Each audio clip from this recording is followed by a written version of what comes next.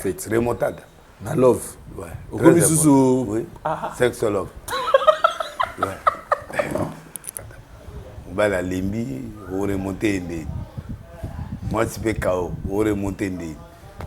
Moussa bien cet esprit. Bon tu n'as cet esprit qui ne remonter break. Non. Remontada.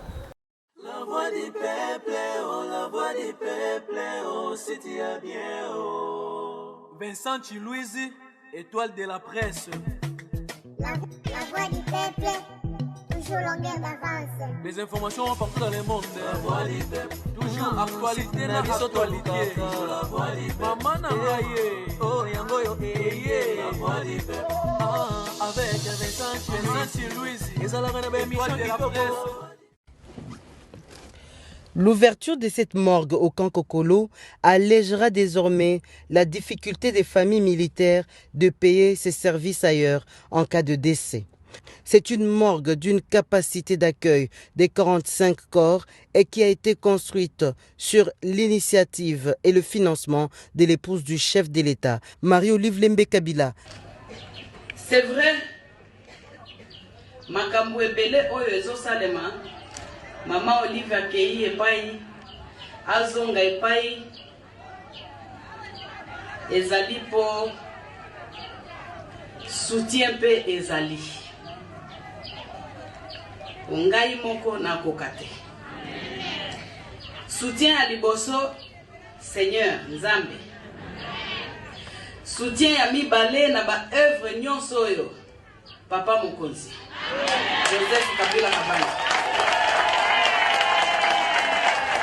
Salut, bienvenue chers amis téléspectateurs dans votre émission préférée, rendez-vous valable dans la chaîne Abisso, La Voix du Peuple, City Abia.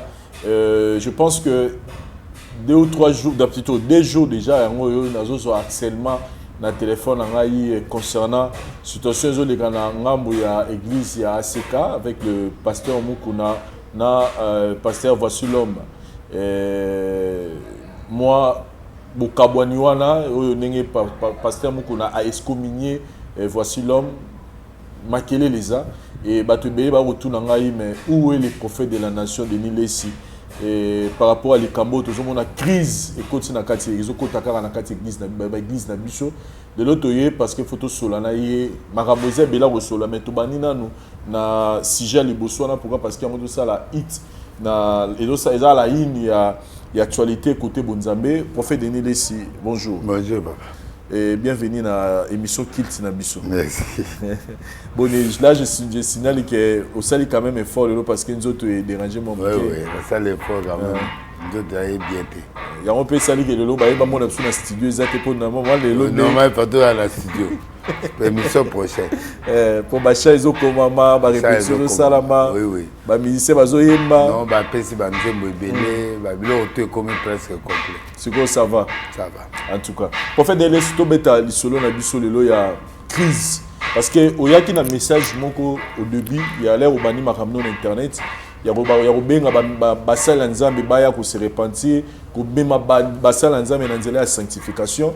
Et lelo, tout le monde il n'y a que des scandales et des scandales.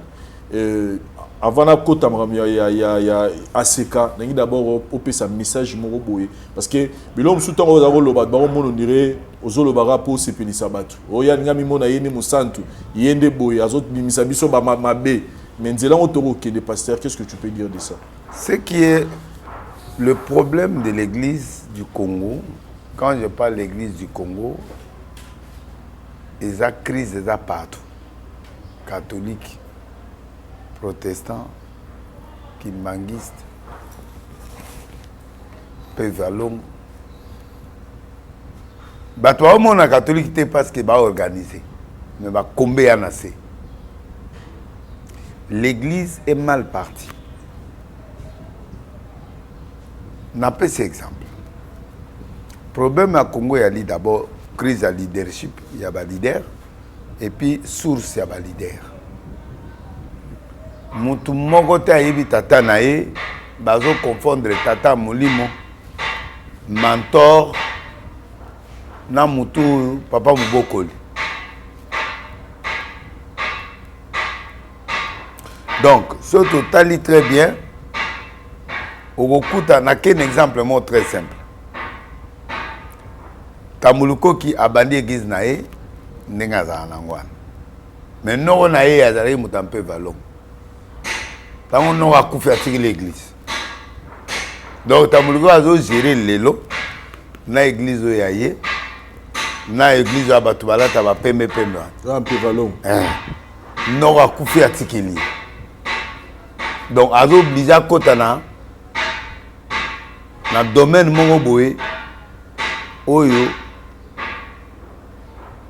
domaine mongo boye za yete. Mais du fait que non atiki lié, alors il a comme une double identité. Identité à liboso église na yemoko. On nzama bengela ye. Deuxième identité au nord atiki lié. Si le loi gère l'église hein. Mais il y a représentant à mot. Pe valon chef spirituel na weza Tamuluko ki. Balata ba pembe. Wa blora ba tout karabo. Est-ce que abotama inango akola inango temenoko. Tuko azu héritage. Kunasko par rapport à la conviction na yande problématique. Okuta batuloko la ba SP. Abandaka église ya ba mama mo misa to babanda ya za ipe na kati. Bakei ba mama na ba récupérer et SP atika une église. Na ba master na après ba kabane mutake Canada mutake Angleterre mutake espère église à Mangembo. oui eza ayete yemta bana ngota sikoyo Mangembo sikoyo comme une vision ya nani Et comment yaye yaye parce que première vision ndenge bandelaki eza su ya ngote église source eza ye est-ce que yemta kutana na nzambe appel wana ezaki eza ayete akutana na nzambe pour l'église wana te.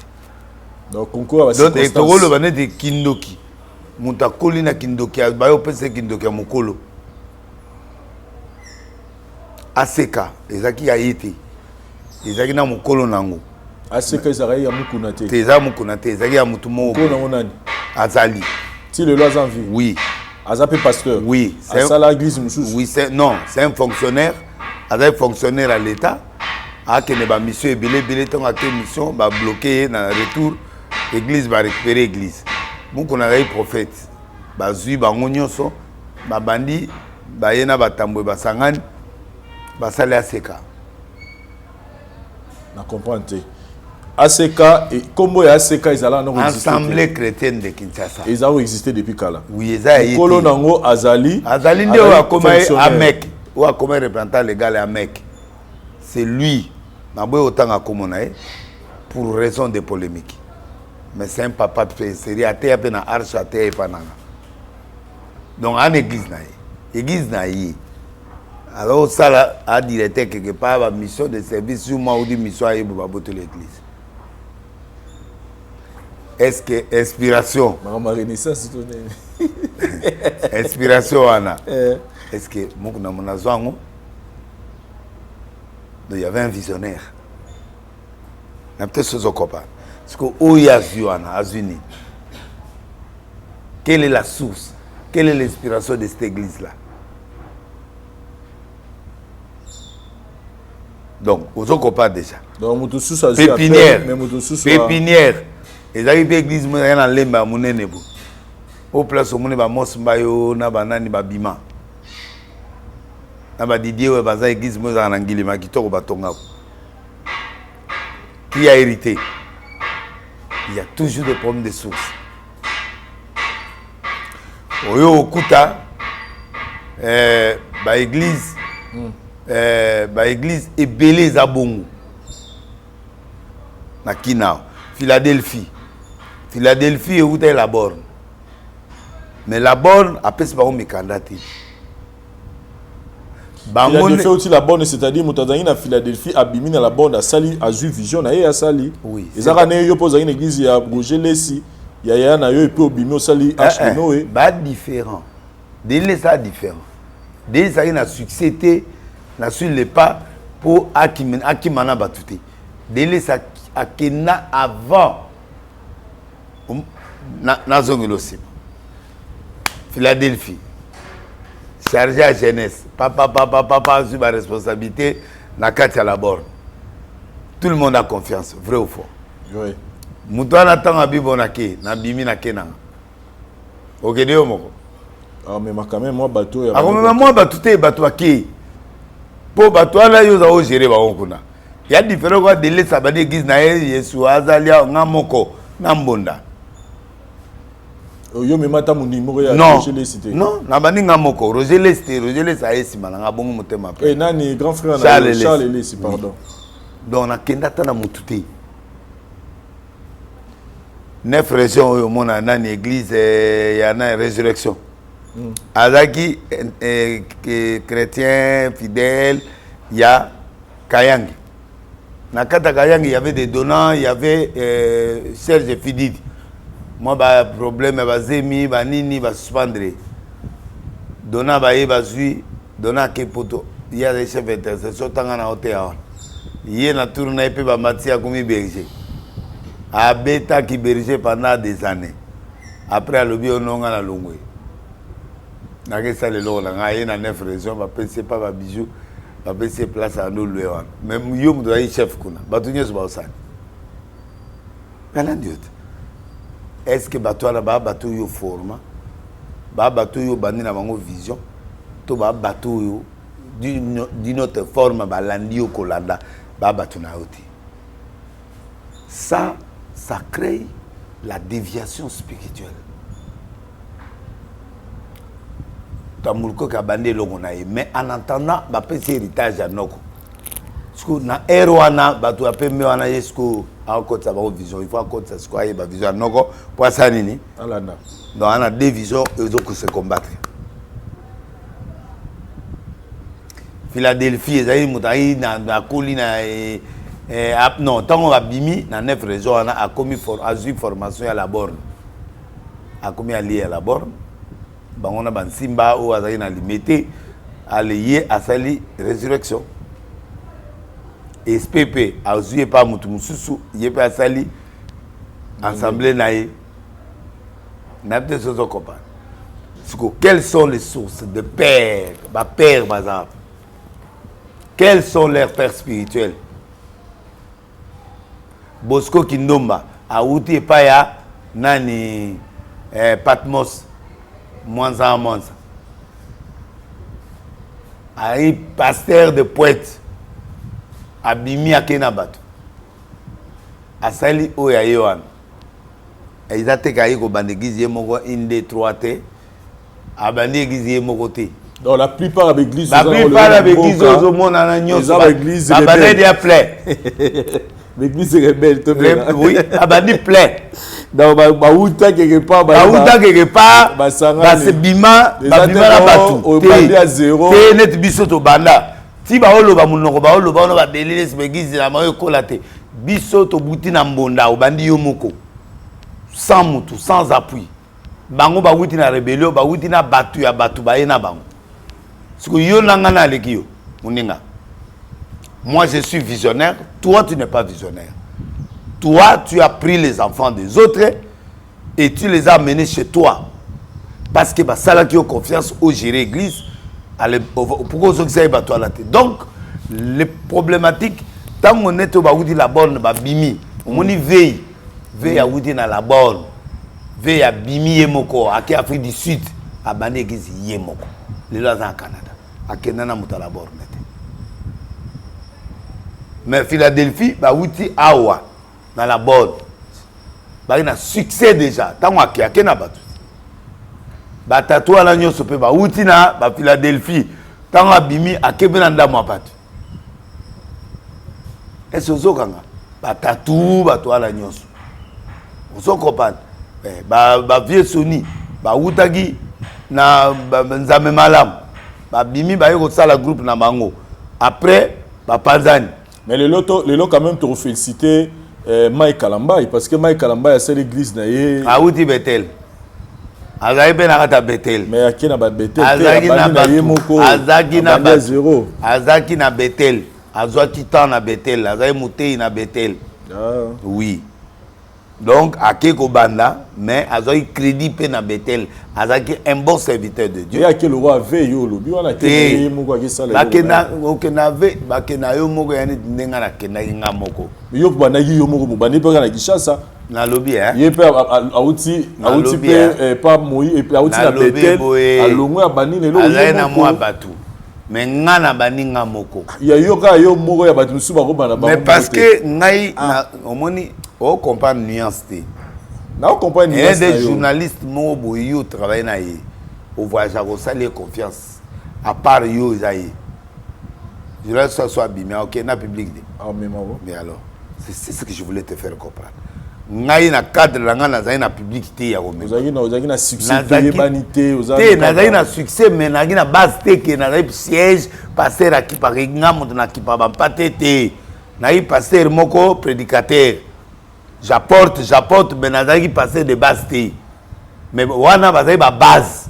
Quand on dit base bato ba 20 misisa ana bato moko déjà gérera bango. Donc ba ki akela bato. D'office balandi na peut-être chose copain différent. Très bien. Ce qu'on copain non. Très bien. Voilà. Donc papa na sa église na e. Ba ebisi bana lelo longo o mela ki ko e voyage au kota souté. Ba bengale. Ne ba bengala papa ba kester. Papa seka. Ba bengala e bobo. Yebla. Bien. Est-ce que vous comprenez? Bah, 3 quarts église à Congo. Alors, si vous avez une église,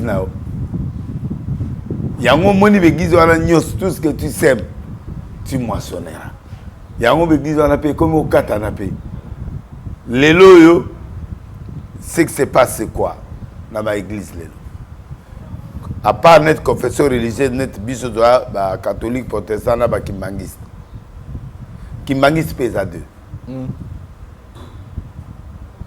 Pourquoi? Source. Qui a commencé? Donc, légitimité, ça t'est. L'église a père. On va réclamer paternalité. Mais on a télémission, on a dit à Gena. On a dit à Gena, on a minute, on a exclu. Donc, l'église est très l'encamp. Oye bien, très bien. Konde a utabima. Oh, Konde a dit le ba utabima? Ba uta. OK. Konde a pour ça kola bima. OK. Abimi na moi break na e. Na bimi na moi de ke. Ba ke matete. Salongo ba banditi o moni pe ba balandi. Tangelanga. Donc c'est le même problème. Kabouliale ça. Aoudaï Mujimai. Aya a s'écapé et Yambaki. Mais ce que tu dis, tata mon limo principal. Donc, Mutombo petro ba ye azane na mama. Mona te mutombo ba banda ye moko. Mutombo alimité. Azana tata na epe azana makambu pe. Donc awa versate. Amudu tout à la moi pota. Pas d'hélice. À part d'hélice. Donc, à part Bethel. Bethel, Pendengezana, Banan groupe. Mitumba pe bimi ma bengana papa mbie. Na yolo wana. Ibana yolo. Bengana papa mbie, taba comme na limité. Maman mo wa yo pesa bango terrain vidéo ya motel, ya place wa. Ya limité wana. Ba ke groupe la bango ba ke wana. Ba suspendre pe ba menacer ba piège papa mbie ba suspendre ba bloquer belé nous on là. So moi même mettre là les télé. Si aux hommes on a continuer les lots, ils ont une fraction. Parce que source, le leader principal, qui est le père spirituel. Parce que papa me dit bah banda ensemble baza ibilina mo ya bengana ga e patron mo baza na debasi daga de lupa ba banda na. Donc so OK na histoire mukomuso émission muso ya to banda ko beta histoire. Il y a la fondation avec l'église. Donc, même Philadelphie, il y a un bango dans la poto. Quand il y a la poto, les États-Unis.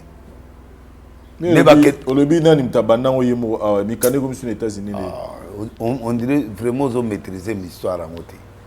Aouti, batunde azuyawa mais mikanda zo salela eza baza affilié na source moko eza na États-Unis. OK.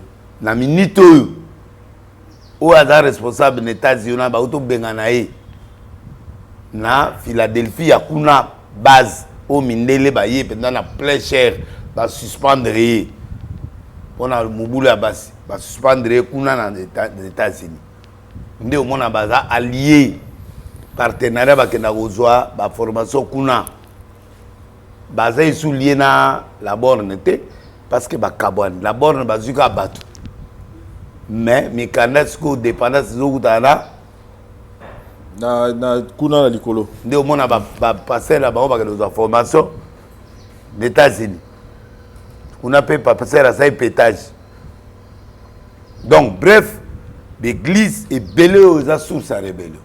Ce que tous on a dossier tous en il y a l'église ACK Tolandi message il y a pasteur voici l'homme n'a pas une église naïe ils a qui diffusé partout il a parlé de sa maladie et na bataka azwaki bazo la qui attaque ils a faut attirer église il faut attirer église wana.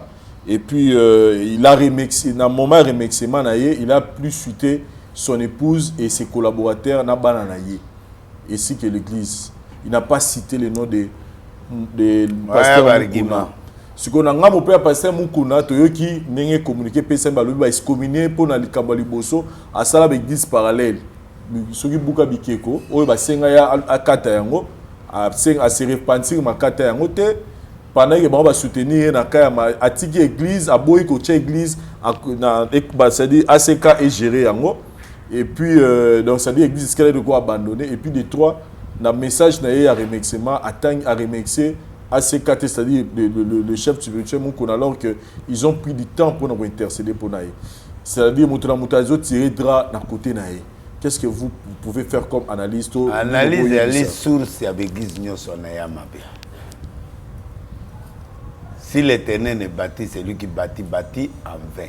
S'il y a déjà une maladie de source, suite au sein, guerre comme matal le lote lobby guerre comme.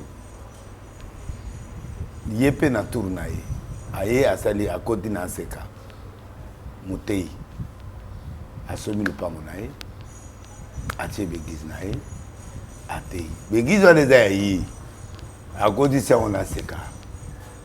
Vous comprenez? Nous avons dit que un état dans un état. Un état dans un état. Nous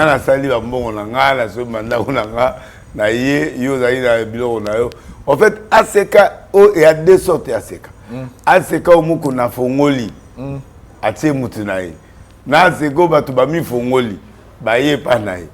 Il y a des ACK. Il y a voici l'homme mais araye mon ta fungoli. A fungoli aye.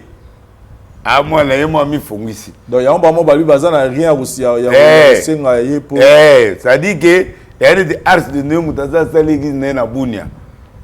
A ce qui passait de l'île na kota na arche. Na yebi ke mutuana ngana tsala campagne te na tie batu na tie ete.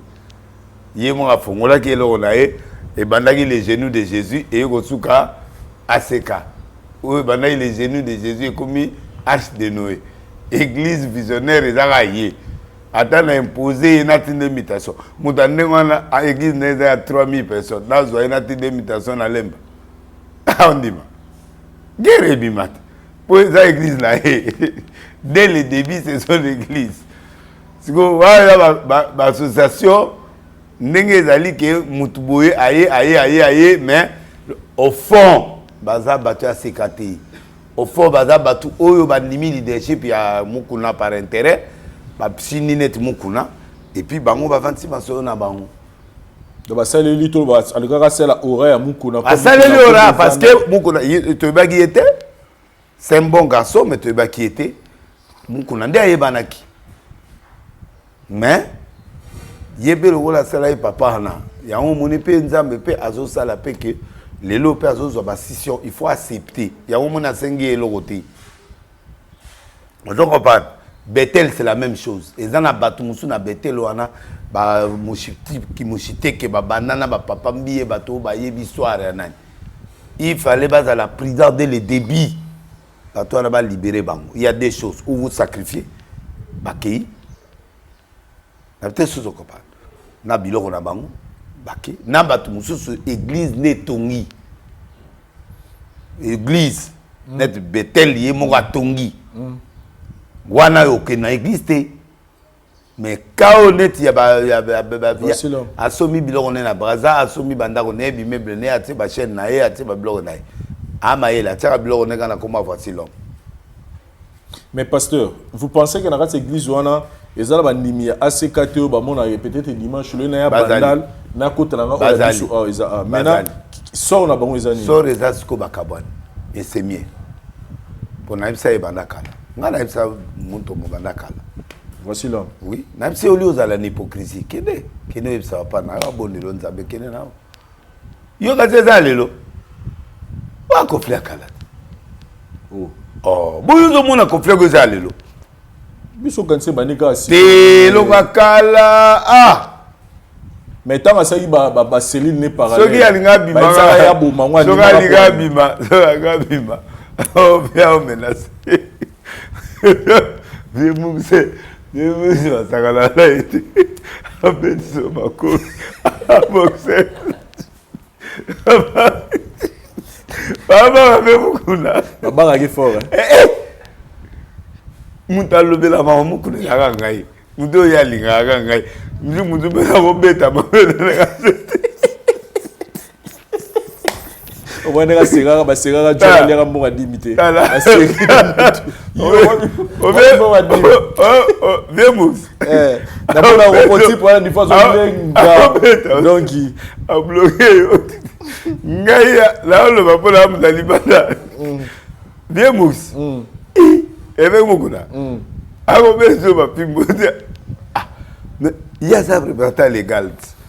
Chef Mukuna na relation na moko banda Kabila ti lelo tamu da mère Olive ya zo ba grâce ba maman Olive zo ba grâce o le si maman Mukuna ndeni yemo akena pena ba don o komba Mukuna ba sakala ete ba passer nenyo so ba ba banga so ngabima yo so bad ça dit ba o monenet terreur moi ba kinde ezate or logiquement lui, ce qui est représentant légal, quel que soit les règles du passé à source à l'église, à ce cas, c'est lui le représentant légal.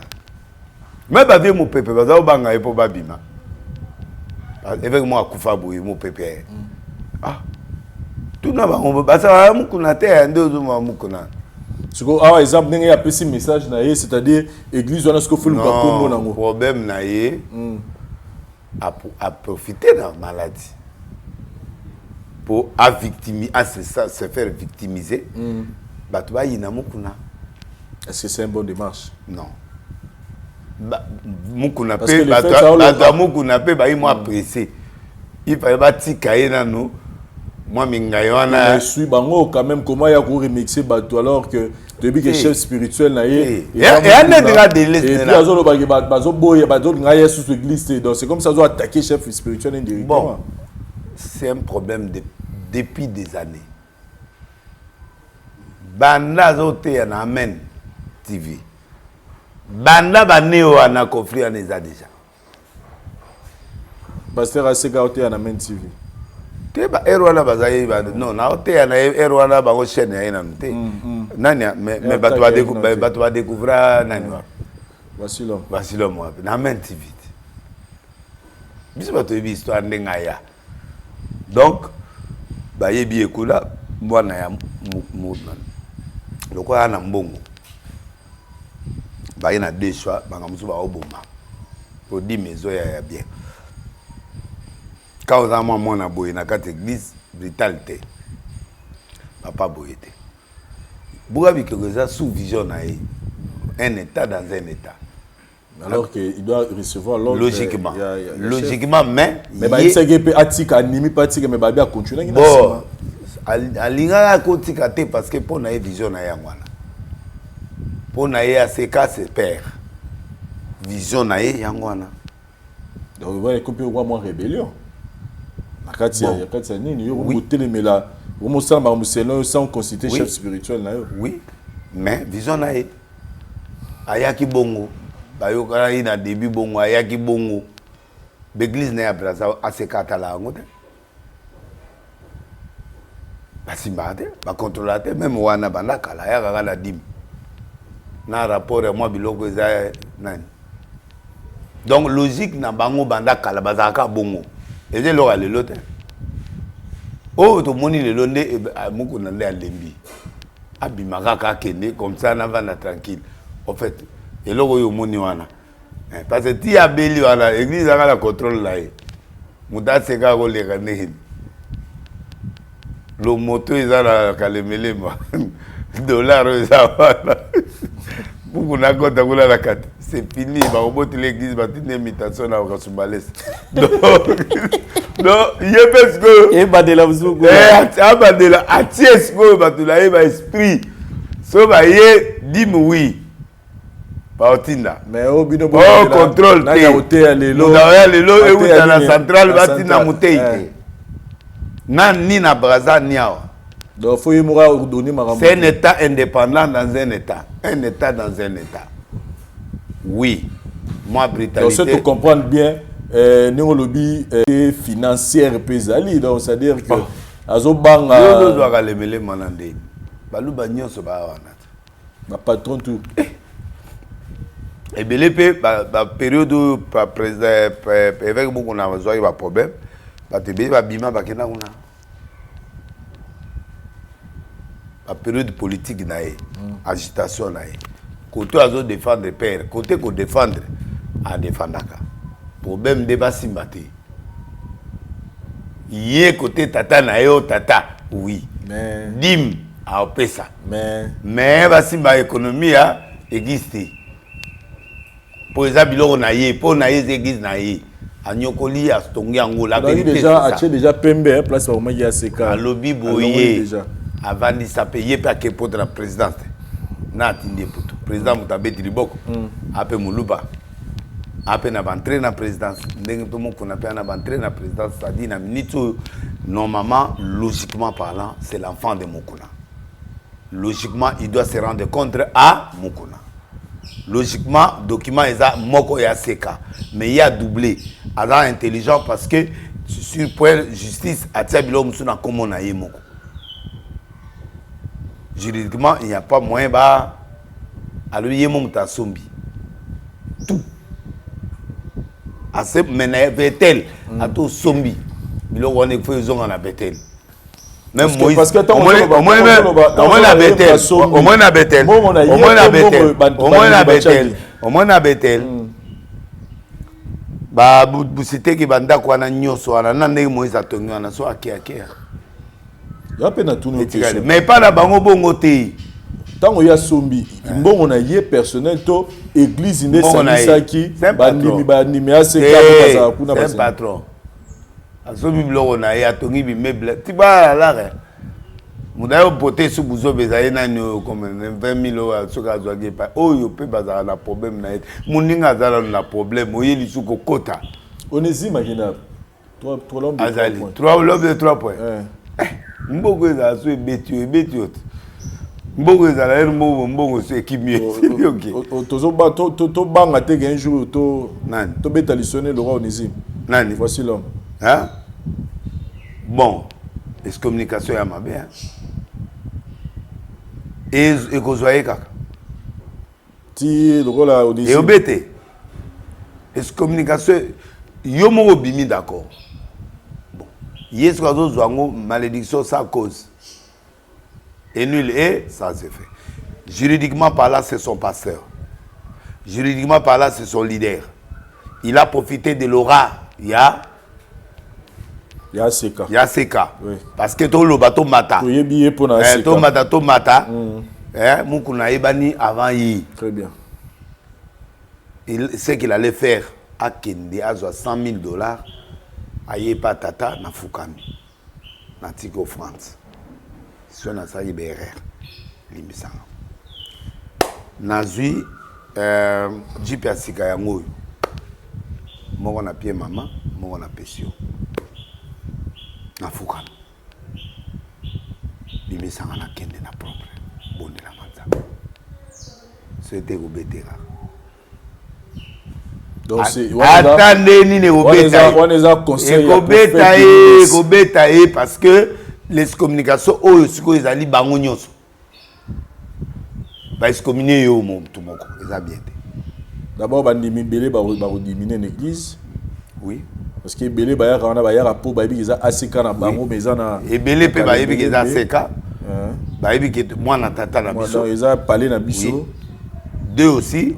Ba ta za la batulaye mais belé ba ya la ko ba ACK. Et puis évêque Mukuna est influent.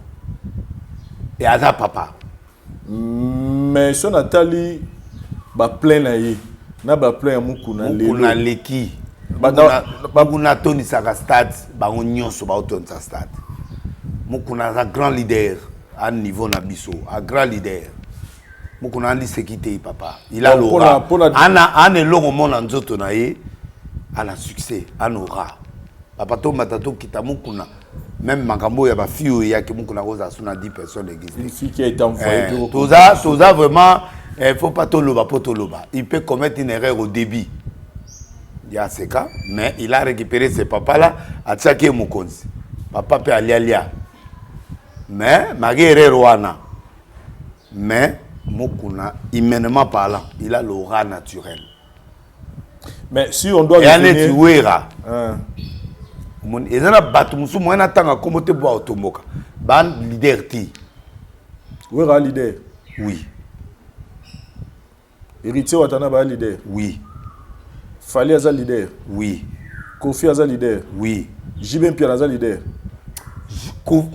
Jibe Sko azali leader individuel c'est-à-dire batu alingi ye moko na nzoto ne azana bolu batu balingi ko leka un leader mais na ndenge ya ko c'est Azali Jackson batu bako accompagner mais Azali leadership ya gérer batuté ana leadership ya yemoko soko longoli jibe na podium na oyate ngana oya concert faire Azali leader faire rigola mais ala aimé dans la faire de gaza ko yemba pemene ya wera za inani plus aimé ko le katamso na wera.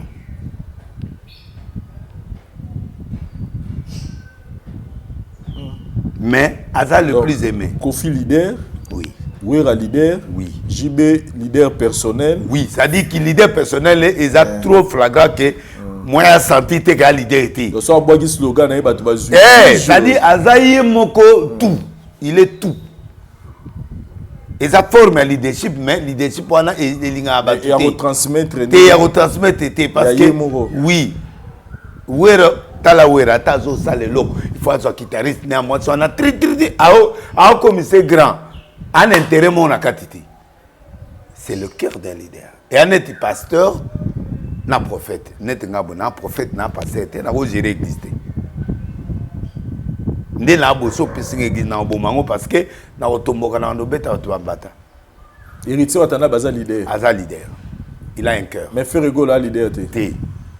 C'est un leader, faire un neti, jibé. Au moins, tu es balingana. Ça dit, Aza aimé. Personne naïe, beauté naïe, koyemba naïe, façon naïe, bat balingé. Ce qu'on peut gérer, batou à kokati. Il faut que tout le monde soit géré, il y a qu'on gérer pour avoir la capacité à l'andi. Néma, on a Mukuna pas un leader. Mukuna leader. Ce qu'on doit pour la prophète Denis Lessi, démarche oyoyo, au sengi, voici l'homme à ça. Papa. Asenga pardon. Ba veité. Aïe no senga pardon. Nalobi boyi. Ba excommunié été. Abima teke ba excommunié. Asenga pardon. Ba excommunié, il faut akende ko récupérer yango. Asenga pardon. Oui, à profiter la maladie. Maladie est l'homme. Règlement d'intérêt pèse de l'homme. On comprend ça. O bela o babalia yo et spirituel.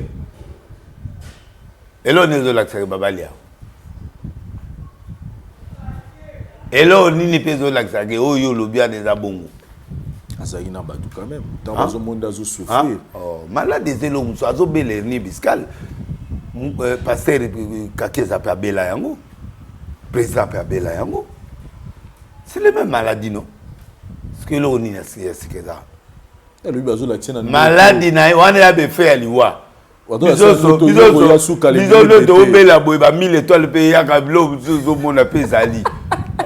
Papa, comment ça n'a pas 1000 étoiles ya liwate, ba blo muzo za malade so eleki makasi au moins te que pote salinga. Ya bina batamboka baye ba fundi. Bongo siko yo kati denga na ina prison na batamboka bayate. O kufa nde yo za ba mutu ba bi obima.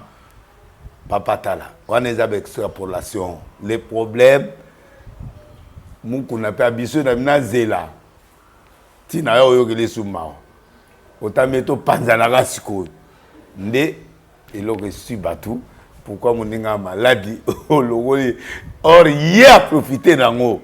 Tu sais que les gens aussi te yoga que mon ninga aussi na mon ninga pesi ozomo gazana na pasi mais bino boyo lancer les messages il faut battre le fer quand il fait chaud.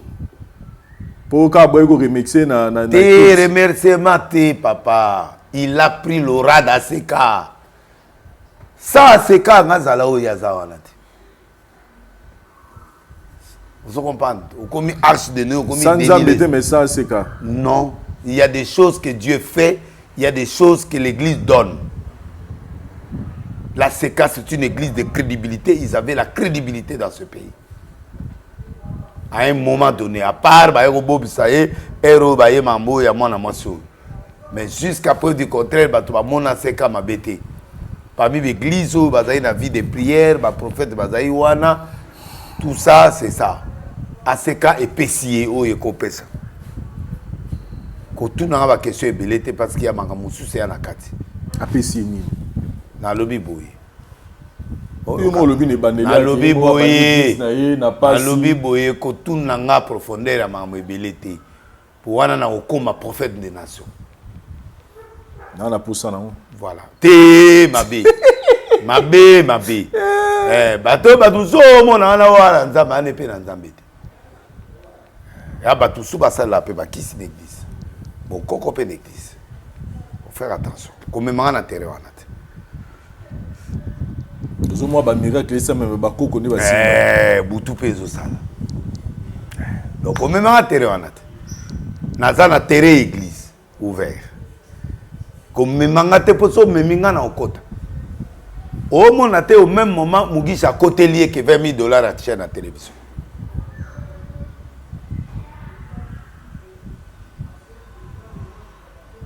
Et Mugisha a aussi quitté. Au moins Mugisha a un pierre à grande église Kiti. Mikolo 20 000 laïwan. Pour Mugisha soit bandi boy. C'est le Kamoisa. Mugisho ya. Mugisho.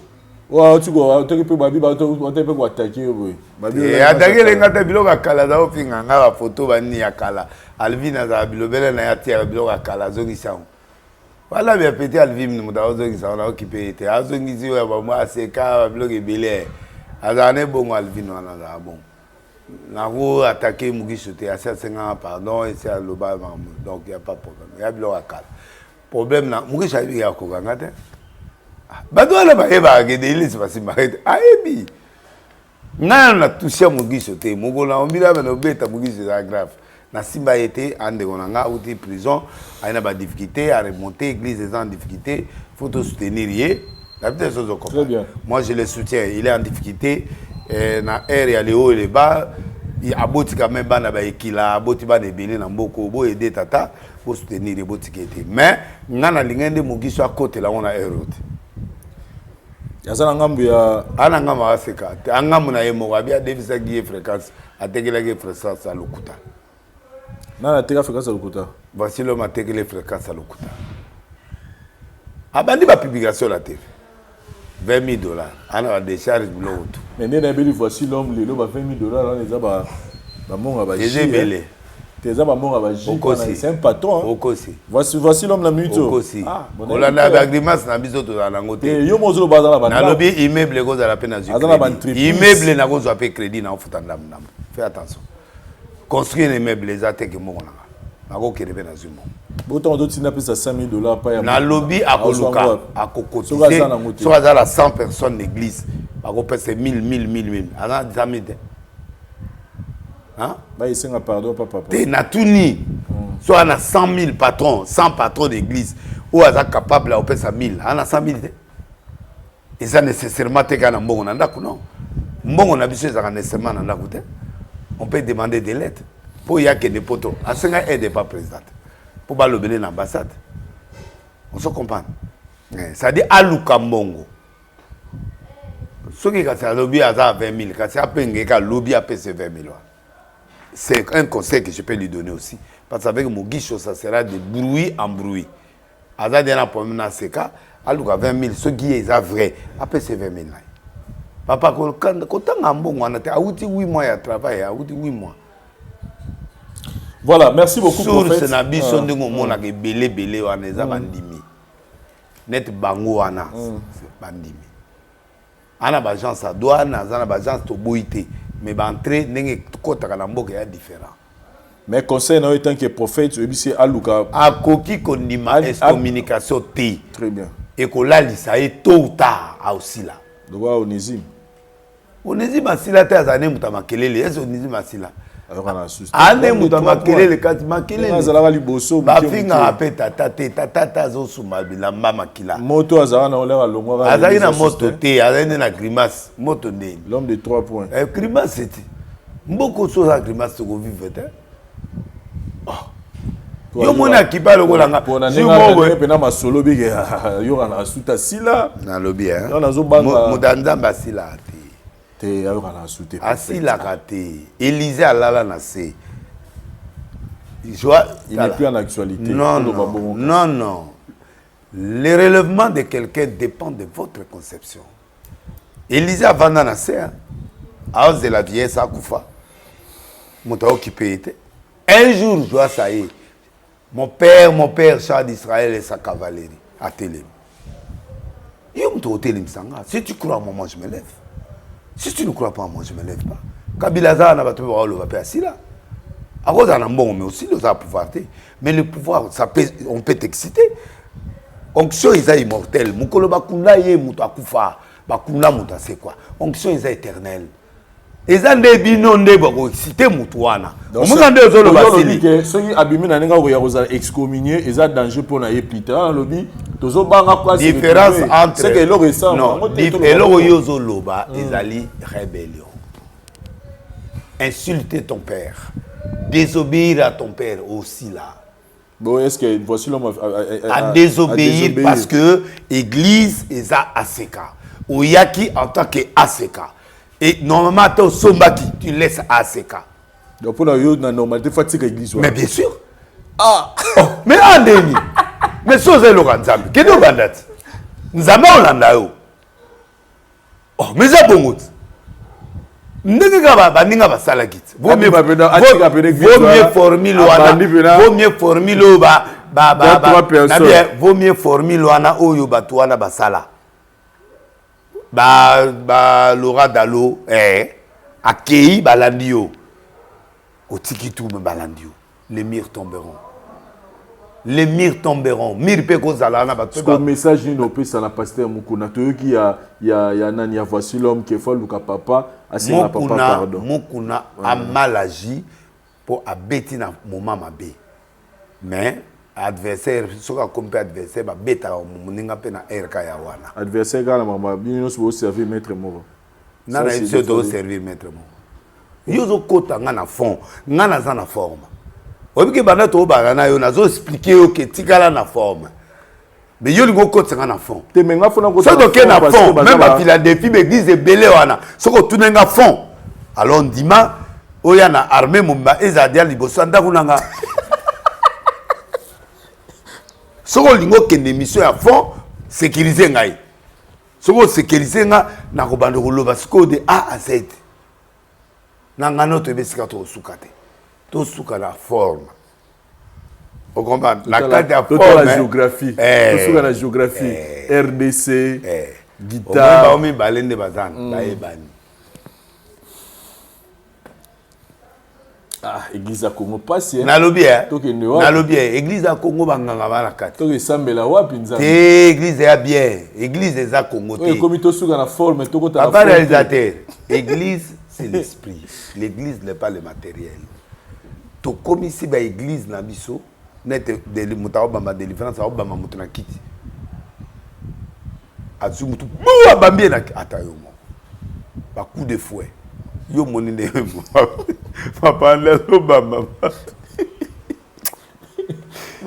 pas bien à la bande mais lo ngala zo silika parce que délivrer soit quand il écoute il a fini misapi na pisio monimo fibi et puis ba okende na habité là-bas manipulation non outside donc quand il faut allié a fini misapi monimo atio misapi jusqu'au fibi aux autres onctions passer bien outside mutuana a botate aliki basu a botate ba biso so ko fibi misapi o bot na mekata ko Tata makolo na fiba. Papa, esika ya kokende za suti. Atazo botate. A botate. Ba ebise soko fibi ka misala za kate. Passer aller boire na fiba kate. Na likayabu. Batongola ye koto. Aleki ya kotongola simbite. Siko komia mutsape. Siko mutsape simbi pete. A okende ti na suka. Ti na ti. Passer aller boire na piodi.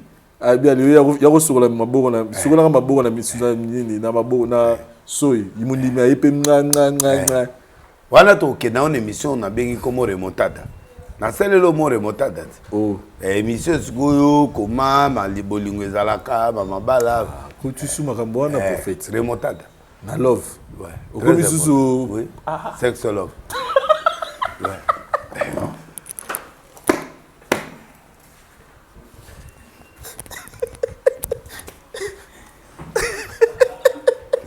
on est sexologue. Ouais. Bientôt. Comme émission sexologue, donc sexologue, remontada. Ouais. On va nous expliquer une émission. Nous avons appelé ça une formule moroté. Mais tu as la seconde. Et on va conseiller nous avons voilà moins de 18 ans. Ouais. Oh. Donc prophète Denis c'est bientôt sexologue. Ouais. Émission moins de 18 ans. Ouais. Nous avons appelé ça biso technique. Ouais. Ce que vous avez de technique. Révélation technique. Eh. On sala on yo moroto na regardez oyebo eto sali. Te probablement là ba isala ma moi si mon ça pembeni. Te biso to sa bon to loba. On peut sera ba conseil. Ba conseil na Bible. Sexologie en Bonzambe. Ouais. Ah. L'homme quittera, la femme quittera. On a quatre nini ça. Remontada. Remontada. On va la limbi, on remonte inde. Moi si peux KO, on remonte inde. Moussa bien cet esprit. Bon tu n'as cet esprit qui ne remonte break. Non. Remontada. Il faut go biloko ça va moi si go remonter les pères pour que. Voilà on chana ba guato neni. Wana kasi ba parba banani ba mama papa yo kota ba biloko ebele mais ngai siko na okende na terrain wana mama papa. Il y aura des conseils, stratégies. Yo yebaka lisura maman papa te. Maman papa kita ngai kasi na ba 5 heures na ba vardia nzembo ya Moïse Miet. Olandi ngai yawa. Na betaka matuna mituni nzambe na kitate. Na kina deuxième nzembo na ye na kitate na kena ba deningo de simbate. Na ba 5 heures na bandi Olandi ngai yawa, Olandi ngai on départ remontada de ça et aller discipline. Vous en tout cas. Pour faire des sites conclure dans le dossier ACK. Le dossier ACK est aliboé. Mauvaise source, il y a Bisso, ma serviteur. Il y a moi ils ont continué Bisso, Liboso. Donc ils ont pour talib église congolaise nyonso. Il y a une source rébellion. Batubaka moi tout il est kuna. Donc ils ont bomesana nango. Eh, pour battre belé babima na rébellion, na église. Rébellion directe, na rébellion indirecte. Oyo, ils ont conflit à Kala. Et pendant des années et des années. Nga yebsa moto modi ya kendo sengenze lo alingite a compliqué nga tout ça nga kende ko senga. Avant ba bonga na yo senga. Ya za kozela acte oyo. Mais nga na ko conseiller te akende boyete. Il a encore grand temps retiré. Alinga profiter nango te. Ils ont bobima mabe. Mabe. Voilà. Parce que c'est un père. Papa taza la raison te. Aza papa. Et puis on a tout ce qu'il y a na forme. Tout na forme. To continue na forme. Te na lobby soko ndimi côté la sécurité. na boyi naza pour ça na yo na yokuta ko beto sikara na biso boy et ça la bien pasteur prophète de Denis Lessi toza na dossier mususu wana toyi na moi monde ya musique donc comprendre tu na comprendre ozo sa micro voilà donc toza na dossier ya ndeko na biso moi si merveille ya Mado aoteko bota na niveau ya États-Unis kuna tchon na ningo na voilà merveille ya Mado atso bota na États-Unis kuna en tout cas merveille place aux allées nzamba pambola yo abattre la biso bébé na biso amoni nzote zongi abota bien mais polémique moriza sur concernant père biologique nae na habité bazo je ne confirme pas mais il se murmure que eza mwana ya mutu na yo les lauréats ya diplôme d'état kala mingi ta bon wata za mobali Mado pe mabete soka teze ma responsable obokola mwana e soka za ya obokola mais yo za muta source na ina tuni yo batolo ba bloka boye na TVT soki eza kwa ba reception la ba ko eza kaka wata tomonaki nani miel de son to osala émission mona stema ya lobi que bombanda ya Fabregas na wata nde ezopelisa moto ya par rapport ya Mado yanga sikota na monaki émission wana na ne na moni su bato Mado la pire petit ya wata ba emani très bien pona tuna wata jour mona bi na attaquer ou bien de na bité wa mutu na biso non les réponses est claires mutu na biso la ici qui a la carte ceinture na biso merveille ya Mado wa mutu na biso côté na penga ipe wa nani kala vigat ndeko na mutsakata aripe danseuse na bo ya zone di mapete kazara aripe break na pour me yande bazo wa mabe sali bazo wa la ke o break na ngai o do comprendre pour ceux qui zaga danseuse à pamba ba osana te kaba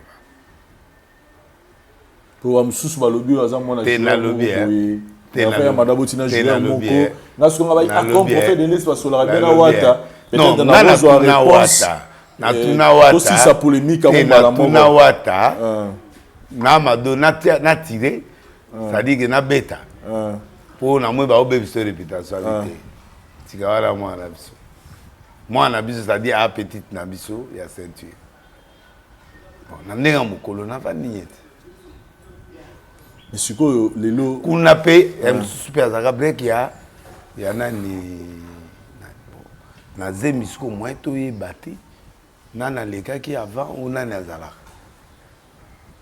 zemi za mindonda mais ce qui est vrai est que wane ze shoot qui danseuse na qui danseur ane comme masola kati bon parce que merveille ya Mado ya confirmer petit toi là ayi biso papa mwana zana ni to si basi sa ba bamsu balobi aza mwana joueur bamsu balobi mwana ya wata bamsu balobi mwana Fabregas donc elongi kola wana batu ba koloba to oyeba manzaka mais mutaza la confirmation azate to oyeba motayebi secret des amoisi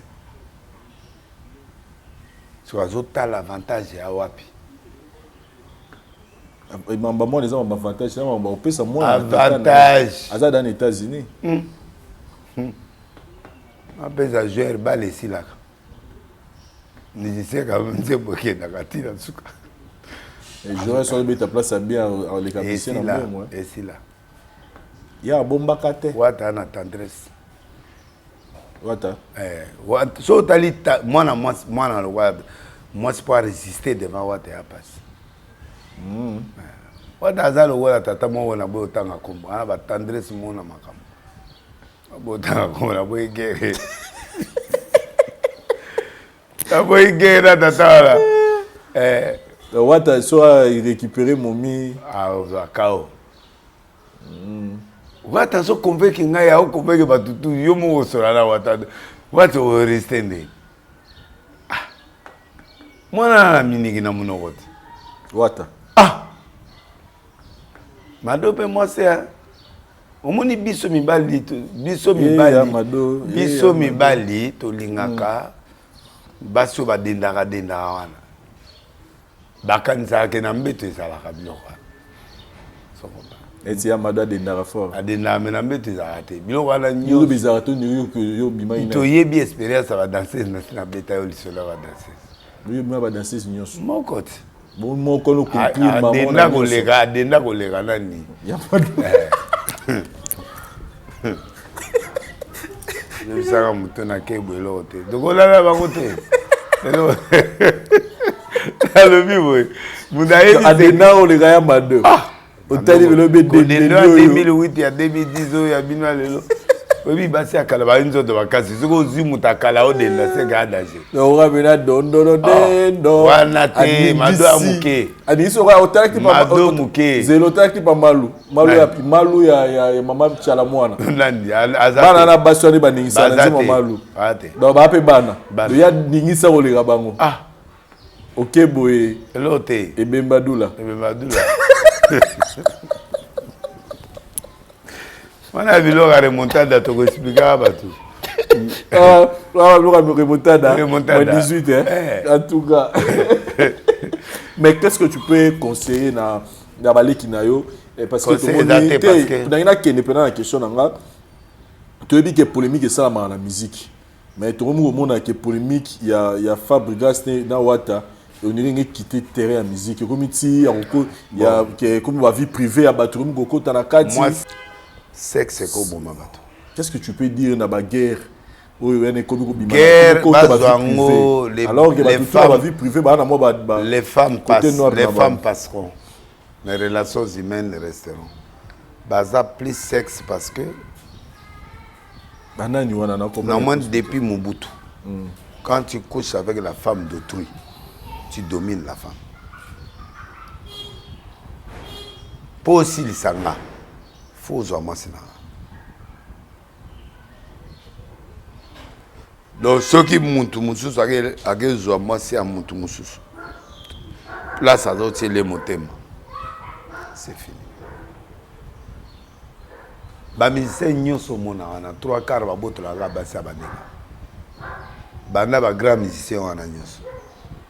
Basi nyonso zo mona bango nyonso ba boto la. Yango zo mona ndenge manga mozo le kana wana. Mais siko mikolo pe mutuno pe on dirait aza polémique trop na batu mundibu yemo kaka ko ataki mundibu bina filé ku tomo yembe boy na nzembo ngolo on dirait américain mundibu déplique wata bina filé azo tirer batu tout non zelaya azonga aotika makambo na agram c'est azonga ya ba désorienté trop ba déséquilibré c'est normal. À déséquilibré, à mon bali, à ma casse. À mon soubo ici, le père de pédale. Non, il est déséquilibré. Les musiciens à Congo. Nous avons fait ça. Oui, nous avons fait ça. Nous avons mis ça à cause de Makamoto. Nous avons désorienté, na butu pe na moi. Désorienté Fabregas. Parce que les lots, tout le monde, pourquoi? Parce que nous avons une guerre et côté vie privée. Nous avons une guerre, soi-disant, Fabregas dans la place à la tête, Fabregas, Bilamba, Soginini, on a moni Robino, Bina filé, Yepe Koto, Akumu attaqué, on moni Moutoumora Salaki Sex, tape, musicien Moroboye. C'est-à-dire, nous avons une guerre et on irait quitter la musique, comme au côté de la vie privée. C'est un grand musicien. Batika Fabregas tranquille, bossa la musique na mino. Motolokola 007 aza trop loin déjà la musique. Aleki Fabregas. Na minito. Aleki. Na minito aza trop loin. Fabregas azali mazu déséquilibre à partir ba master. Et classement il y a JDT ou apuya kiango. Kente so landa JDT labi ba bisi ya batanga des artistes et musiciens au bara mikolo na top. Abi premier a fallu deuxième héritier.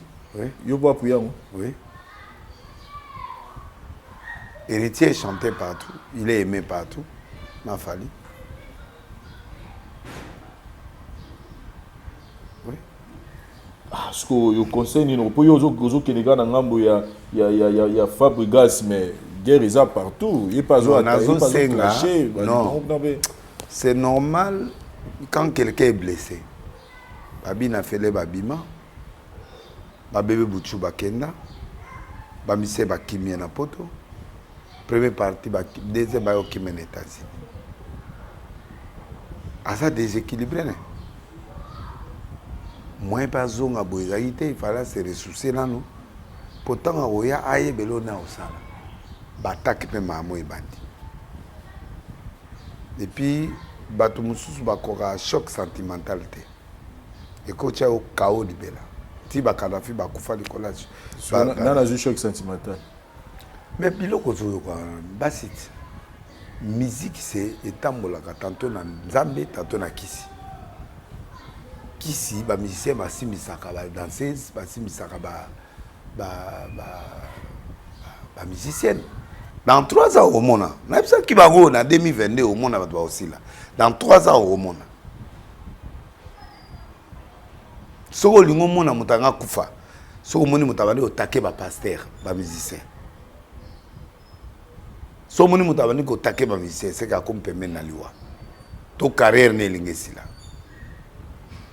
soki muta comme instable na mbasi parmi biloko et déstabiliser Kester ba déstabiliser ki Kester à partir à basi na o yebso attaque mutu nanga lelo na bona otanga kombo mais ba musicien belo zo monana il y a 2 grands musiciens moko kalate oyo kasam so ba leki 3 ans le bara bolingo nkolo oh ouais yo mo prédire ba liwa boy na lobby na nation so moni musicien comme attaqué par ba pasteur journaliste akompe mena liwa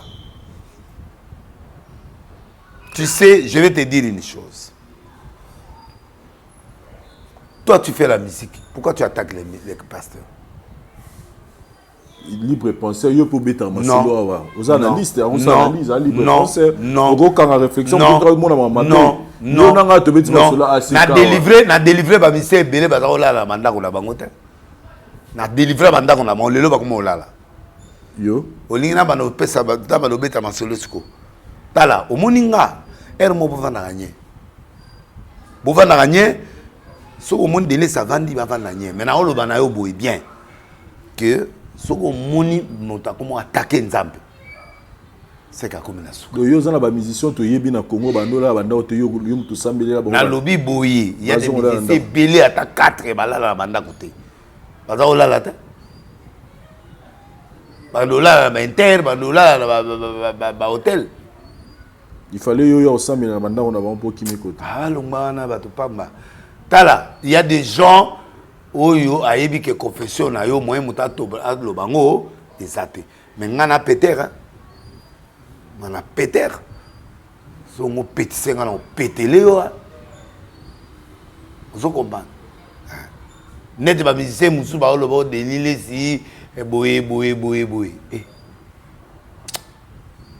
na epsa yo lo mona bi omoni net na va commentaire mon musicien mon battement va commenter delile ça si là c'est un faux prophète yango moni escoquer batu na escoquer batu ta yo moni tawa ona tangi ko mwana o moni telelo o ki solo te donc ba me belé batu ayim na mama me belé c'est l'image qu'on te donne aujourd'hui comme un escroc na escoquer mais na escoquer papa je suis bien né na vivre le monsieur belé te te lo bana nous c'est vraiment muito kozana ngwa ma pango papa naza les moko le ba grand musicien boyo ka samwana bandako bato ebele wana ba capable osoma mwasi ya sikanda kote ozwaka mwasi akala ola lisengala ndako akala voilà mudambonga za bon tala nana expliquer le mot de trop to mama ba pasteur ana mbongo parce que mon aspect musicien boza boité papa tala beaucoup de gens na émission lelo l'émission na pesio 3 ans ebele musicien moi monena olala ce qui est l'équipe 3 ans le bas aluki à se repentir ce qui se repentit te toi na maman na matanga alors azo luka liwa na ena nzoto abatu na oloba na awa na kate émission bo garder émission oyo ce qui délai ça comment on va garder émission c'est que garder Bah 2. Ceux qui m'ont raté, moi, ont raté. Avant 2025. Pour toi, 2022. Eh, toi, Neni. 2022. Donc, d'ici 3 ans. D'ici 3 ans, ça peut être arrivé d'un moment à l'autre. Avant 3 ans, Coca. Ce qui va aller ici 3e année. Ah, l'oba c'est repentaki. Mais ceux qui ont le Kolo, ils ont continué, il y a des esprits de mort qui sont en train de toucher. Ceux qui ont musicien commis instable point de vie musicale. C'est fini. Et puis tu risques, moi je vais aller liboma. Bazami balé. Oui. Oh, bah faut pas qu'il y ait. Bah 2, moi je vais la mutu et bandi na mutu après akena nani moko akokende kabo. Nalingi réalisateur abombe mission oyo. Tala, eza mise mususu otali na TV ozotala ke mutazo kufa. Mais il y a des biso ya wingi awa kalami ta muta winga kufa pa. Na lobby tu ne comprends pas. Si c'est autre monde muta kufi te prophète. Henri, na comprendre André ba journaliste va comprendre le prophétisme. Le prophétisme c'est pas du tic au tac. Le prophétisme c'est un temps. 1000 ans et pas Jésus et ça des jours, un jour et pas un temps. Quand je dis après il y aura des conséquences. Moi qu'on a besoin de kufa. Na lobby bakokufa. Wana te on a zolo ba oyo te. Oza prophétie à lelo. Wenge bako perdre mutu moko. Na lobayi moko ba perdre mutu moko et puis ba conséquence et kozala. Je l'ai dit. Je reste prophète des nations na mboko. Tout monde a bien une question. Prophète à mon ara Léo, à mon ara vite. On voit pas la vie. On peut pas voir la vie. Pourquoi on doit voir la vie? Parce que la vie elle est là. On peut pas voir la vie. Ça c'est la folie, la personne là est fou. Parce que Moutou vit ce qu'on a osundé. Parce que la vie elle est là. On peut pas. Non, na lobby papa. Papa est na lobby.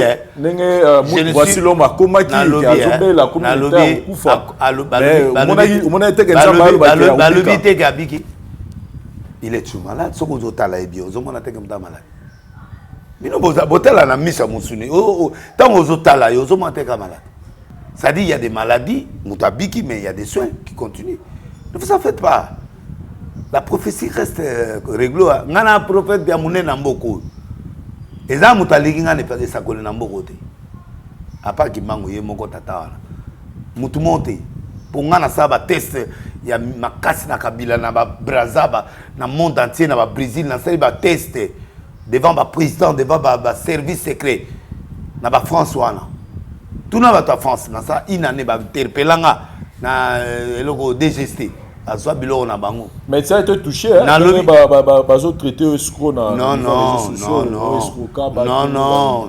wana biloko ya bato pa bana na escroc de l'esprit pas est-ce qu'on a kenda osamba na tawa na ça libana tout à l'heure on a moni be boso la non libana tawa c'est mon ami na moni ke boza bonne relation tout bonne relation do yekutu bato ala bazolo bala ka be loko ya nani wana bato azo silika pona ba vérité on azolo ba moi c'est pas un esco est-ce qu'on vit librement comme ça baba na liberté prophète de l'île si to beta na bien na Congo ne na boy na liberté vous êtes libre na ce que mutu te ngai naza na problème moko eloko balata ndimoni eloko ya kabila wana balata ke yo voilà na skokati parce que batu ya service aner ne bakanga basale lokwana nana ba parcelle nana 10 voitures na kata parcelle ba bionga na zui ba voiture na komba président na linga amerte ba nana botama tipo ba bimisela yo wana kugana asaba kugana ba bimisela ngate ba yana ye oyebi ete oh bongo na suka ba kitanga nde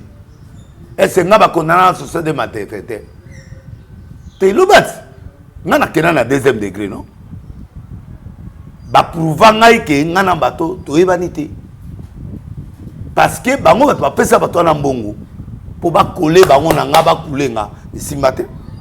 Voilà, prophète Denis Lessi, merci vraiment pour ne pas tout faire dans un dossier musus à Tomuni bah de guerre pire Zoé Kabila. Voilà Toyo qui vraiment en tout cas ça a été bien bien mais tout côté dans dossier à l'honorable député Zoé Kabila bah de guerre pire. Ce n'est pas bon. Tu vois, l'État c'est la continuité. Zoé, c'est le petit frère de Kabila. Barenya, Bazo Régné, politique et Silaate. Je ne veux pas que les gens puissent faire plaire au président Fati. Fati, plaisir naé, Fati a sa bonga. Hein? Fati n'a pas de conflit avec Kabila. Kabila pas maman na mboko yo, nenge moko pe Fati pe ayepe azo gérer mboka à époque naé. Il y a un problème de vengeance. Il y a ba bato ya kala, po ba salanga na Kabila, ba ya pas Fati. Ba trouva bonté, ba compte à rendre oyo, ba Zoé, ba nani tamso a privé eloko mo boye, tamso a gérer eloko mo boye. Ba limba salango neti vengeance.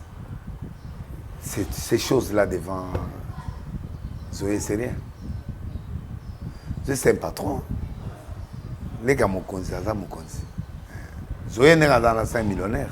C'est un homme d'affaires. Tout le monde a vu que Zoé est un homme d'affaires. Moi, je quitte la table au Liban, ça les autres. Je regarde la bande à côté. Donc, et ça, 2, 3, 10 maisons, ce n'est pas un problème. Le problème, c'est ce que tu fais là. Et si on te le fait aussi, tu seras bon. Sauf que mon qui est foutillé, mais je n'ai pas aimé. En tout cas, je demande vraiment au Premier ministre et au gouvernement, par respect, Balinga qui va forcer. C'est un député, c'est un gouverneur, c'est un. Miloro Wana, il a bien été. Moi, personnellement, je n'ai pas aimé. Bon, on a une affinité spéciale dans la société. Mais c'est un gars gouverneur, tout ça, a sa problématique. Tout le monde va le vendre à vendre. Après, le gouverneur a vendu. Fait ceci, il s'assoit. Dans mon place où il y a sa résistance, ni na Félix, ni na gouvernement, il y a le coup d'été. Bon, peut-être qu'il y a raison et ça qui a résisté dans Ndakwana. Ce qui il s'avère qu'il faut abîmer. Il fallait le faire proprement. Pas en faisant des photos, en faisant cela. Ça ne changera rien à Zoé. Ça, moi, personnellement, j'enseigne à Zoé, à Zamakasi, mais ceux qui l'ont fait pour plaire, je ne sais pas à qui, c'est pas bon. Nous ne sommes pas dans le gouvernement à compte à rente, non. Lobby, hier, c'était Saddam Hussein, lobby, et comment il peut Kabila. Après, Félix, après lobby, peut-être petit nangao comme appelle président de la République, donc on ne sait jamais. Donc moi je crois que toke de malembe ko, toke de malembe ba compte wana bilo amike c'est pas bon. Moi je suis pas pour ça. Excusez, je suis désolé. Et puis ça image a bien été. Non mais je peux image à vengeance na Mboka. Il y a triomphalisme. Voilà, baza souté non. Félix n'a pas besoin. Félix n'a pas besoin de petites choses comme ça non. Botika président. Botika za bien na homologue nae. En parlant de l'homologue, tout le monde qui ancien président il y a Nigeria, il y a qui a Namboka Nabiso, et Kokutana Mokonzamboka Fachi. Et le retiqué Batouamoni pendant la réunion, Bamoni Vital Kamere, Azala Kiwana, et puis la soirée, Vital Kamere, tout ce que va retourner à Babi, Vital Kamere a joué rôle ni na bon d'accord. Bah pour ça rabailler bah. Ça dit bon message à moi. C'est une façon de montrer qu'il est à côté du président, qu'il a repris les règnes et que tôt ou tard, il a comme un conseil lobby, il a comme un conseil spécial, comme un... Et puis il faut y toujours dans la coalition, il y a cash, le lézard. Ça dit, c'est un message qu'on a lancé à la nation que bientôt là, s'il n'est pas Premier ministre, il peut être conseiller spécial, il peut être conseiller ceci, il peut être encore jouer un rôle auprès du président Félix. Poyemo Aloba, on a Kivu. Alobi, c'est un grand homme d'État. Basi Soukolier. Soukolier. N'habite sur y a solo, Mouto, Baoloba, na ke Mouta, à Kitaki, à Koufipe, à solo. Est-ce que ça fait tous les soupçons? Donc, l'image, moi, je ne crois pas ça, mais si c'est vrai, bon, c'est pas un problème. Le problème, Nazo Lobeza, que Caméré, à côté du chef de l'État, d'un ancien président. Président Wana, Hazard, homme d'affaires, et puis à traiter caméra en agenda, peut-être des mots à sali que Makoutala président, mais monde de l'axisco que Félix a fait passer un message maintenant que je suis avec mon frère, on est ensemble, qui vous avez vu, Est vous avez vu, que je considère toujours mon gars, il est à côté de moi. Même si il y a une relation, on peut Kundaï. Mais si on a une image, c'est-à-dire qu'on est là, on est dans les balles, il y a moi, ça dit la famille est revenue. Comment on peut photo à maman Midana? Attendez-vous, attendez-vous qu'un des 4 matins peut être nommé conseiller ou quoi que ce soit. Est-ce que ça ne vous étonne pas? C'est un message involontaire, mais volontaire, un message volontaire pour montrer qu'il est toujours là. Voilà, prophète Denis Lestozana, un grand chanteur, un grand chantre et à musique chrétienne en Bokanabiso, le frère Clovis, Oyoazana, Nzembonaye, Tikala, Koma Kilt, c'est-à-dire Soroyoki Kara, et Sika Toro Kabanan de quoi Tiki Biso, en tout cas, Nzemone Gozan Robetate, et Oliwaye, Ebi, en tout cas, Tozana est awa sur place. Na olingapena tochele kits na katika sana biso. Sacerdoce erata jamais erata. Zamba pambola bino ezatu pesi bino kaka message ka yum tozo landa. Dieu a permis tozala en France na Katia Saint-Denis. Makambo nzamba zo sala na Saint-Denis place toza na siège eza makambo belé peut-être tozaki informé te. Bible lobby, il est le même hier, aujourd'hui et éternellement. Nazo ndima nzambe wana wa salaka. Et zambana bi yaka ana Saint-Denis et makambo belé zo salama. Zo na l'adresse. Peut-être on va quitter son adresse. 9 rue de la Poterie. Nakata Saint-Denis. C'est facile. Zo jo na gare à Saint-Denis. Gare à Saint-Denis, aux 838, au Kiti, la deuxième arrêt, Delaunay-Belleville. C'est là où je suis. Mercredi, service sacerdotal. On a un problème aux Otungisa. On y mara loi prophétique.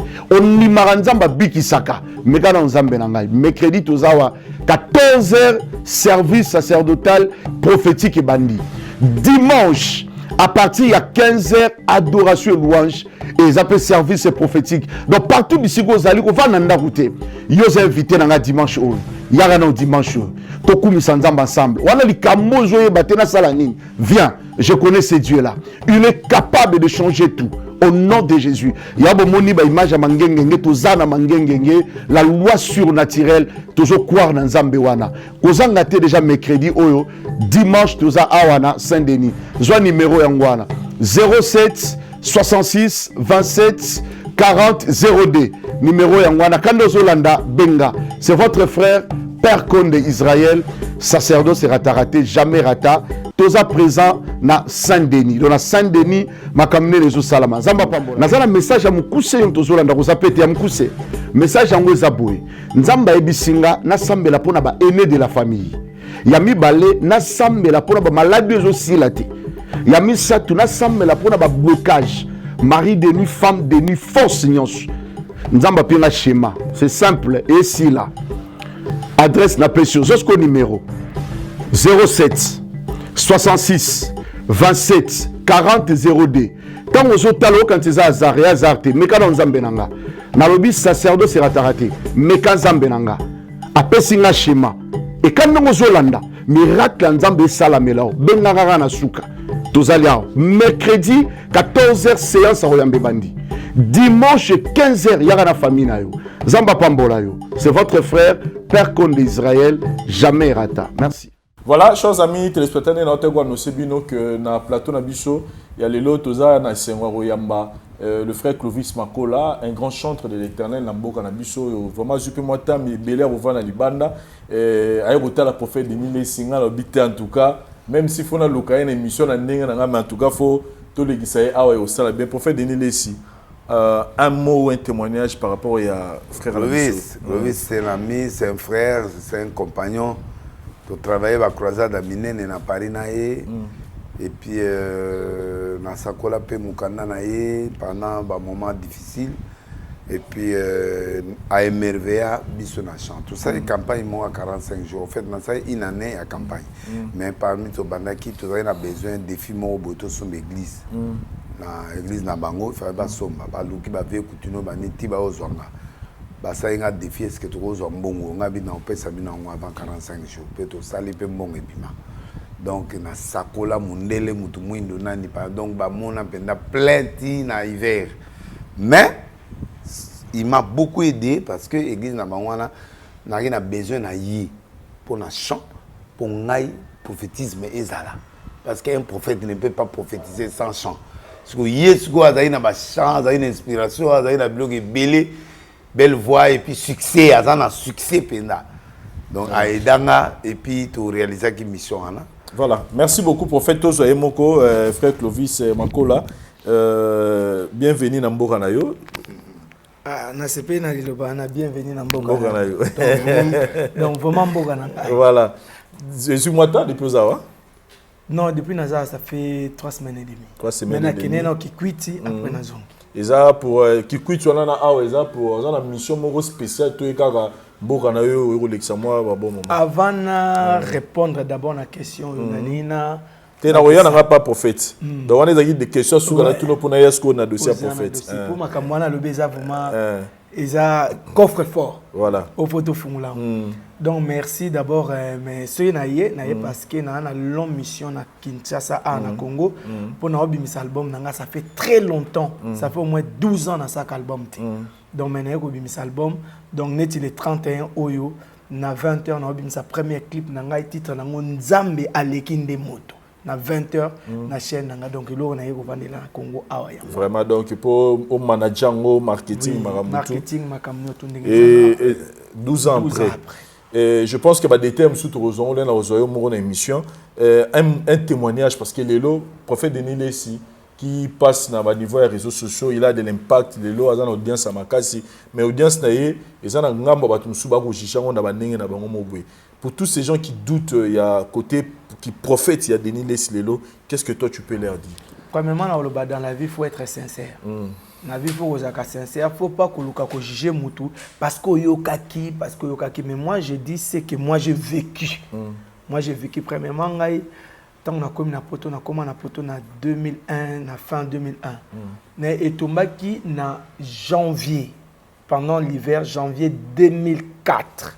C'est que j'ai dit, bateau bazaka na époque on a baïbi et tout mec le prophète Denis Lessi avec qui ça la campagne l'église où on a bandé ko sambela et pas à mon père que j'aime beaucoup l'apôtre Florent Otomba Kapangi na PC Mbote na Mboka France okay. Na Paris précisément campagne on est pendant 45 jours na hiver.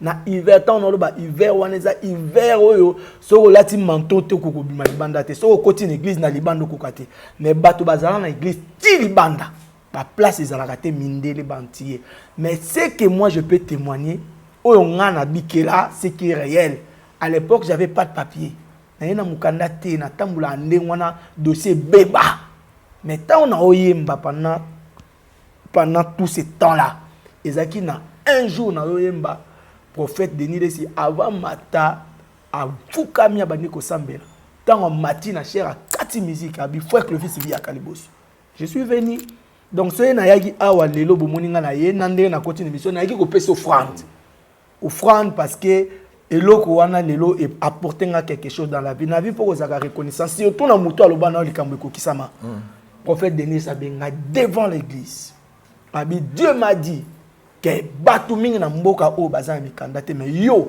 nzamba zo visiter yo na moni visitation no 3 semaines eze belé nzamba zo visiter oh tant le prophète prophétisait pour moi na église batutu ba ke dossier na ngebeba donc na yi mutu mo finance bwakama mais a prophétiser nga longoli vers salata ga latinga on nzoto longola latinga on nzoto longola on to latinga on nzoto abi kende na sali kuna na suka na kena na zone abi yeba ke na mboko epesa meli tango lobi na ngezaki na janvier 2004 makambo na oloba bato balinga mona na internet po bato misu bakanzaka tout na internet to fabrikaka soko lingi makambo na oloba kende na internet beta Clovis Makola concert LC ezalaka na février 2004 les prophètes avaient prophétisé sur moi en janvier 2004 et puis après 3 semaines le 7 février 2004 babenga ngai babi oui monsieur Makola okoyoko lekana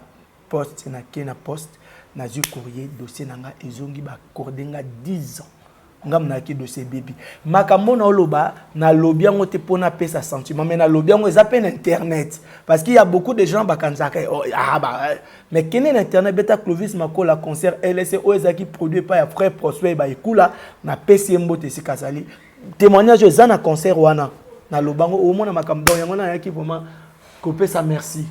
Donc parce que na vie faut que ça reconnaissant na yaki na offrande pour na pesa offrande nanga pour dire que voilà ngai na mona loboko na nzambe puis après concert wana makam nanga ni tout wawa wana vanzembo ya liwa ebima wana nzembo liwa ebimi mais ça na succès et ça a succès nzembo ebima mais ça a succès parce que liwa e bandi succès na 2007 mais ya prophète de la na 2004.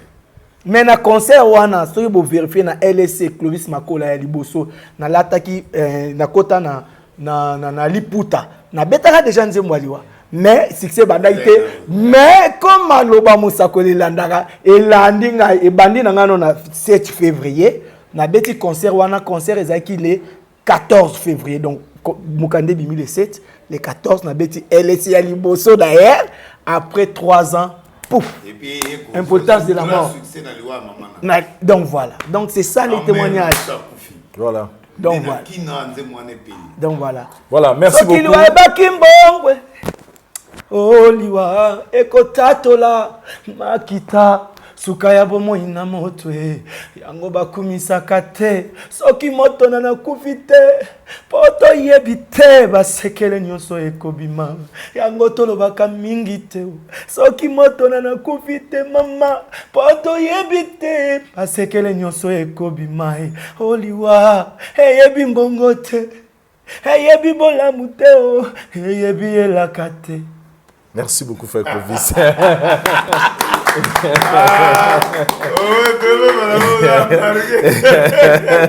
Prophète, au moment où a même eu le gaba, amor.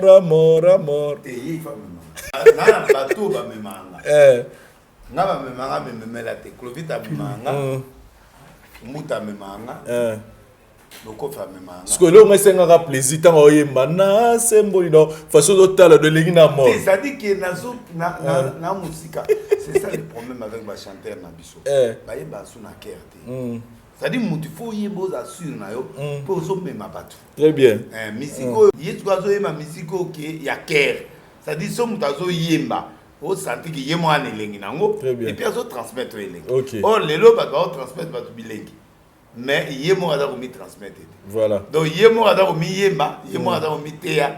A transmettre ngai o mote na télévité. Robert allez aussi salaye, to la souka émission na biso parce qu'on a vraiment pris beaucoup de temps, un message ya souka pour na bana nzambe tout, o ba rotala biso qui est ba bazaki un peu choqué, dérangé na komona parce que on te dominé voici l'homme aza excommunié. Message à souka pesa nini na bana nzambe tout ba rotala biso. Message ezali l'église n'est pas faible. L'église des Nzambé, muta protéger l'église de la bisoté Nzambé. L'église de Nkole Kufati. Na reprendre pour na olobaki, ba source à l'église est belé et la rébellion. To Nzamba interpellé biso pour to yeba ko koma ini to koma na bolingo to reconnaître baninga. Makamba ko boka moninga libanga te parce que yo peso ke na source na omona que ça ne va pas. Na démontré. Et puis, voici l'homme à qui n'est pas papa naé, à s'agenouiller, à passer offrande, à bimisser officiellement. Et à ça l'hypocrisie à Gozonga sous nani à ses côtés. À fond l'église naé sur la main de l'Éternel, sur les genoux de Jésus, tout ceux qui ont les yeux de Jésus. C'est occasion au Lukaki yango yo nzamba pesio yango mais na rébellion te na excommunication te il faut que zonge la tata na yo très bien même en privé aloba maloba pona yo abimisa yo o luki atelo mo ata jipe on peut si papa po azuki je connais Mukuna c'est un grand leader Azuki ça coûte rien. Voilà, merci prophète. Et puis de deux, Hein? bah tout est à sa arc de comme ça la front na papa na été. À 5 l'hôtel, à botter l'hôtel. C'est papa soit qui n'est le logo, ça bien. Papa qui n'est là tout soit qui n'est le logo, et puis pourquoi? C'est que le logo on est à la vie d'un jour. Alors donc pour nanga, tant qu'il y a aussi un pardon, ana, autonga qui église wana, hein, atiki dango. Tia komonao kende. 10 minao yaka opesa. C'est tout. Ça c'est deuxième matin. Troisième eloko ko sepelate onga na tonga to tongi mo tonga ki on a aura ya nani. Et là on a reproché mon kona exacté parce que mon kona on a reproché ils a peut-être batwa le ba moment. Moment oyo pe yé pe azuki. Amoni moi nazo reconnaître te azo pesa ba merci te komi mama butu. En d'autres termes, il sent comme si on est en train de lui dire que c'est lui qui a mis le poison, c'est lui qui veut tuer le pasteur. Ça aussi est blessé parce que il peut bénéficier n'aura ya mukuna. Comme aussi mukuna bénéficier pena na mwana. Donc de deux côtés, il faut qu'on se réconcilier. Ba kabwana. Ngana lingite o bazonga na o acerté ko kabwana est déjà inévitable. Mais ça na ba norme sikoyo que papa a satisfait. Moi na père Zala satisfait. Merci prophète. Merci beaucoup prophète. Tout le deuxième partie émission tout ça na biso. Na moni Yannick nani? Yannick te na zone d'été, Yannick zone de fondation Mulundu. Na Stone Mukendi. Na psiba mbote millionnaire congolais. Na Jacob J na numéro 12 et puis na pesimbote na pesa mbote libela po yo so komo kitabo ebatuna ba mo telema l'émission na pesimbote na fongoli kai na pesimbote na Didier Boudimou Hydrocarbi maman Denise Abedachou de Guy Loano Jean-Pierre Liao Modero Simba Gauthier Mascotte Jimmy Belao na pesimbote parce que nous amenons vraiment pas molé, c'est un garçon bien assis oyo lelo yo avandisi makambo prophète Dominique Condé na PCP Mbote wa Liloba tête tendai na maman Rachel Fouta Turambomba l'imbattable na Bossanete Jongade et puis meilleur restaurant en France oyo na olinga bana na Nzambe azopia biso ba 10 000 on to olinga mino ndo liaka kuna pour permettre biso pa mama Arthur Zemene misala pe FBT misala ayebsinga soka kominga na kinto kendo kutana ça va. Diezola, Mbutalombi, Topessimino Sombote. Et puis, Nazo aussi, c'est pas Justin Panzou. Ok. Na Pessi Mbote, vraiment sérieusement. Et puis, Kinia, na Pessi Pembote, Mohamed Moleka, au Sud-Afrique, na Pessi Mbote, c'est un bon patron, un bon serviteur aussi. Et puis, na Pessi merci et puis ma colle. Mais ma colle est faillie au moins sur les en tout cas, frère Clovis, toi aussi Sanayo, au micro, pasteur le prophète de ce micro. Toi aussi Sanayo, donc on retient la date le deuxième de sa première single nayo, date première vidéo. Ils ont les 31 mercredi les 31 à 20h na chaîne nangai. Na 20h juste 20h de Kinshasa, base à la brancher, au monde un clip les banda. Voilà. Et ba nostalgie tous on a le wakala. Donc c'est que tout tout en Clovis Makol officiel et mercredi le 31 pour base bilo rango ya sika. Voilà. On a symbolier misonanga na ngomba nzambe esikalo biko nanga ekouta ona sembolie misonanga na ngomba nzambe nanga esikalo biko nanga ekouta nzamboyo elikia nangai makasi nangai yonde okufela kinga nzamboyo elikia nangai makasi nangai yonde okufela kinga. Que Dieu vous bénisse. Bazwara le komuna opesaka rendez-vous ezaka moko mercredi oyo le 31 mercredi oyo le 31 août na 20h pile na chaîne ya frère Clovis Makola Clovis TV pour na clip ekobima batonga na chelaki motema batikinga na nzela yango na ye koluka lisungi na yo yango na basoli motema na nga nyonso yawe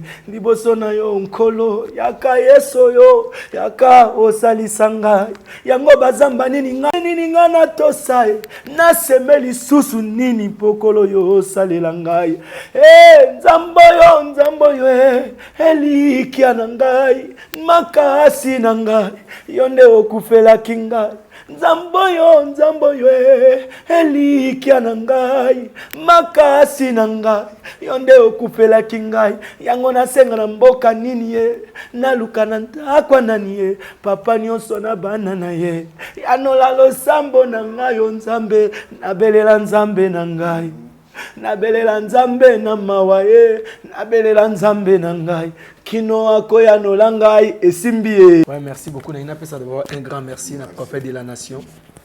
Vraiment je suis reconnaissant oyambinge panayo et puis na moni penda que vraiment moi na mobali ba yeba kesi oye place hôtel place akolala na nini na tambola kana makolo et puis Vincent nazaki programmer une émission te na komika ba kotinga na pe na pesa un grand merci na bandeko nyoto bolandaki ngai na ko bosana te Junior Dianyongi le prince de Diblé Nzamba Pambola Osikozali et puis papa Jenny le king de Paris yayo yangoyo na bosanité Marco Pembe le mokonzi à Lyon Nzamba Pambolo et puis le pasteur révérend Lambert Niembo oazo diriger église na biso ya midi avec Jésus Pambolama et Simbié et puis Mama Tété Mako Lambié. Voilà. Merci beaucoup. Nous sommes arrivés à la fin de cette émission, chers amis téléspectateurs. Vous avez vraiment nécessaire, vous avez belé. Pour la biso, tu as prochainement dans différentes émissions. Harry le vétérinaire, tu peux sur Mbote. Prophète Jansi Bikouki. Prophète Jansi Bikouki. Merci la pause de ça au caméraman à sourire. Harry Douante ça et tout le monde. Tout mon année prochainement. Bye. C'est vrai que la classe est la différence, mais cette fois-ci, la classe en chair et en os à votre disposition. Et c'est là à travers le Flat Hotel Tenazia. Le Flat Hotel Tenazia met à votre disposition des appartements équipés de chambres et suites avec un confort moderne. Une salle de fête moderne pour toutes sortes de manifestations, anniversaires, fêtes de mariage, réunions et autres. Pour ceux qui adorent la restauration, il y a un restaurant VIP à votre disposition. Un nightclub pour les amoureux de l'ambiance responsable. Un service traiteur de renom. Et pour ceux qui adorent rouler en sécurité et en luxure, le Flat Hotel Tenazia met pour vous une location des véhicules des marques. Le Flat Hotel Tenazia se situe dans la commune de Lingwala sur l'avenue Kalembelembe numéro 256 à 2 minutes de l'avenue Libération ex-24 novembre.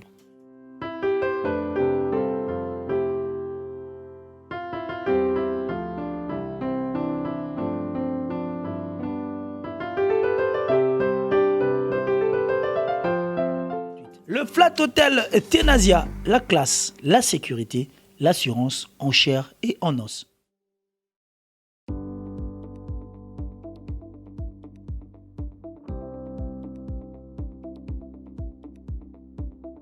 Mbote na biso bandeko, ngai Dr Pichu Tondele, naza pharmacien en formation, naza formation na université à Kinshasa na faculté de pharmacie et puis na sali ba master na niveau ya université Marien Ngouabi pe na niveau ya Canada na transformation des agro-ressources et puis préparation de cosmétiques thérapeutiques naturelles.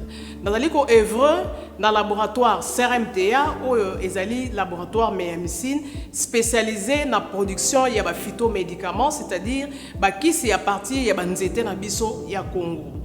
Bakisi nyonso o bozomona awa na CRMTA et subir ba essai toxicologique et puis ba essai clinique o ezosa la différence na biso na ba tradi parce que et subir quand même moi ba étude ebele et puis bakisi o eza na CRMTA ezali homologué na ministère ya santé, c'est-à-dire ezana ba autorisation ya mise sur le marché na niveau ya mboka et puis libanda ya mboka bakisi oyo tozo produire na CRMTA et koki kokoma na n'importe quel médecin partout à travers le monde. Dans le laboratoire CRMTA, nous avons deux branches, branche cosmétique et puis branche médicaments. Dans la branche cosmétique, nous avons dulci au collagène, pour ça, il y a un sérum, un savon, pour le traitement, il y a un tampon, un ndouta, un ride, un poche et puis un cerne. Nous avons dulci réparateur, pour ça, il y a un sérum, un savon, ou associé à gel douche, pour le traitement, il y a un bouton et puis pour réparer le poisson. Nous avons dulci cheveux, pour ça, il y a huile, un shampoing, pour le traitement des cheveux abîmés, des cheveux haut et baby, des cheveux colorés, ils allaient ko botisa suki noki et puis ils allaient ko retarder repousse ya ba cheveux blancs. Tous api na parfum na biso o to sali à base ya banzete na biso ya Congo. Spécificité nango ils allaient ko kitisa yo stress na kati ya nzoto. Na branche médicaments tous allés na méamycine, sirop comprimé, où ils allaient kis na biso ya ba mib, ba levure, ils a anti-poison, ils allaient ko traiter ba problème nyonso. Nous allons na biso diazostimule où ils allaient ko traiter ba différentes formes d'impuissance sexuelle, tout en éjaculation précoce, dysfonctionnement érectile, manque de libido, azospermie. Nous allons na biso zingenalis, suppo na comprimé. Où ils allaient traiter différentes formes d'hémorroïdes internes et externes. Ils allaient régulariser le cycle. Il y a maman. Vous allez na biso sensifos où ils allaient y a malaria présenté sous forme de sirop comprimé. Vous allez na biso méamycine crème où ils allaient traiter différentes formes de maladies où il y a ploposo, mycose où il y a na makolo ya bana mibali, maladie empêchement palata et pas ya bana, na maladie msou ya loposo. Vous allez na diazolex où ils allaient traiter différentes douleurs rhumatismales, douleurs ya mokongo, paiement, allergie au pollen. Ils allaient pommade tongoli kombo ya papa na biso tondele diazolo. Tous allez na méamycine crème ndenge na tamaki, tous allez na allium où ils allaient kiss na biso ya tension, ils allaient traiter hypertension. Tous allez na borex où ils allaient kobombisa système ya papa, ils allaient komisa yango mulai pe monene. Tous allez na menga kiss na biso ya makila où ils allaient kozongisa makila na bato oyo baza na problème ya anémie, quel que soit son type ya anémie. Et puis tous allez na tisane docteur Maxon où ils allaient tisane na biso ils allaient traiter ba myome, ba fibrome, ba kyste ovarien et puis basi oyo baza na problème ya kubota. Tous allez pe na diabéine où ils allaient kyste na biso ya diabète et puis tous allez na anti-poison na biso où ils allaient neutraliser poison na kati ya makila.